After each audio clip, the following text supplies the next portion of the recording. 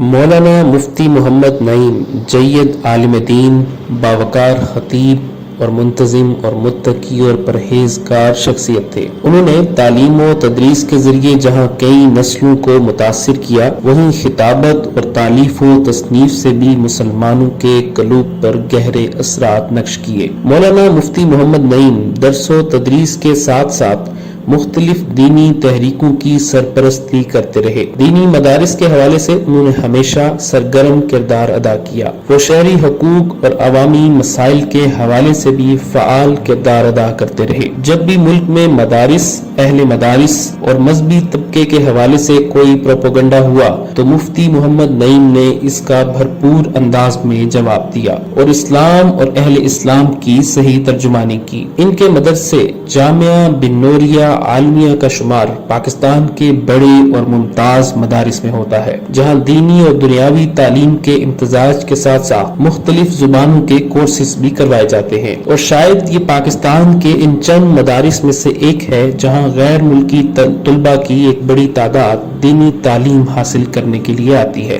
شاید بہت کم لوگ یہ جانتے ہیں کہ مولانا مفتی محمد نعیم کا تعلق ایک نو مسلم خاندان سے تھا۔ مفتی محمد نعیم کے دادا کا تعلق پارسی مذہب سے تھا، جو بھارتی گجرات کے علاقے سورت میں آباد تھے۔ مفتی محمد نعیم کے دادا نے اسلام قبول کیا اور اس وقت ان کے والد قاری عبدالحلیم کی عمر 4 برس تھی۔ قاری عبدالحلیم تقسیم ہند سے قبل ہی پاکستان آ گئے تھے۔ 1958 میں مفتی محمد نعیم کی کراچی میں پیدائش ہوئی۔ انہوں نے ابتدائی تعلیم اپنے والد سے حاصل کی اور اعلیٰ تعلیم کے لیے جامعہ علوم الاسلامیہ علامہ بن نوری ٹاؤن گئے، جہاں سے وہ 1979 میں فارغ التحصیل ہوئے۔ تعلیم مکمل ہونے کے بعد 16 سال تک انہوں نے جامعہ بن نوریہ میں بطور استاد خدمات سر انجام دی۔ بعد میں ان کے والد قاری عبدالحلیم جامعہ بن نوریہ عالمیہ کا قیام عمل میں لائے، جس کے وہ آخری وقت تک محتمم تھے۔ کراچی سائٹ ایریا میں 12 کنال پر مشتمل اس مدرسے کا شمار پاکستان کے بڑے اور ممتاز مدارس میں ہوتا ہے، جہاں طلباء اور طالبات دین کی ابتدائی تعلیم سے لے کر عالم بننے تک تعلیم حاصل کرتے ہیں۔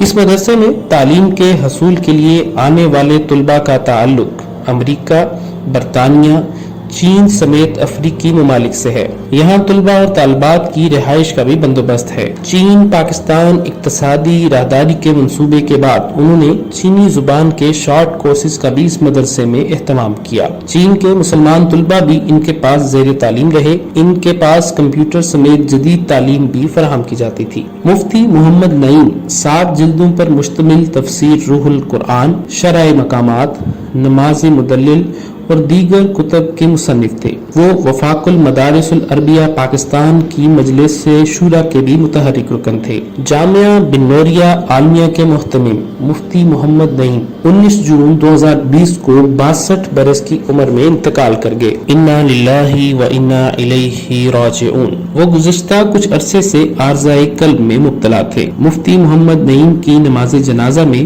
شہر کے اکابر علماء، عمائدین، شاگردوں، عقیدت مندوں سمیت ہزاروں افراد نے شرکت کی۔ نماز جنازہ شیخ الاسلام مفتی محمد تقی عثمانی صاحب نے پڑھائی۔ ان کے جنازے کا شمار کراچی کے بڑے جنازوں میں ہوتا ہے۔ ان کی تدفین جامعہ بن نوریہ عالمیہ میں ان کے والد کے پہلو میں ہوئی۔ مفتی محمد نعیم کے سوگواران میں بیوہ، 2 بیٹے مفتی محمد نعمان نعیم اور مفتی محمد فرحان اور 2 بیٹیاں شامل ہیں۔ ان کے زیر نگرانی چلنے والا جامعہ بن نوریہ کی صورت میں ان کے لیے صدقہ جاریہ ہے۔ اللہ تعالیٰ انہیں جنت الفردوس میں اعلیٰ مقام عطا فرمائے اور پسماندگان کو صبر اور حوصلے کے ساتھ ان کے حسنات کا سلسلہ جاری رکھنے کی توفیق سے نوازیں۔ آمین۔